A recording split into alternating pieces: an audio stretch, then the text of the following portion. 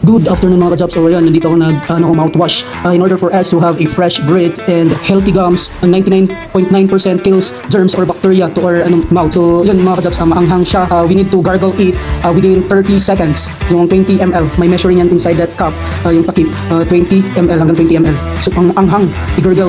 So mafe-feel mo talaga yung freshness and mint flavor ng ano na yan. Galing yan sa personal collection alert. So fresh burst, as in malamig na maanghang.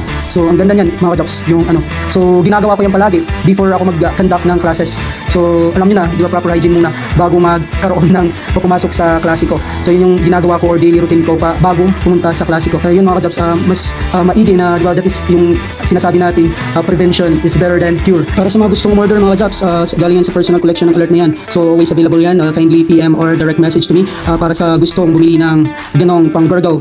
In order for you to have fresh breath, freshness, burst, yan yung natin. Yan yung marirecommend ko mga ka-Jobs after our lunch, lalo na sa mga tinatamad mag-toothbrush. So gurgle lang muna, yun yung gamitin natin, yung alert na pang-gurgle, fresh burst. Baka naman, Personal Collection Philippines. Yun lang mga ka-Jobs, thank you so much and God bless. Hope you follow, like, and share my contents.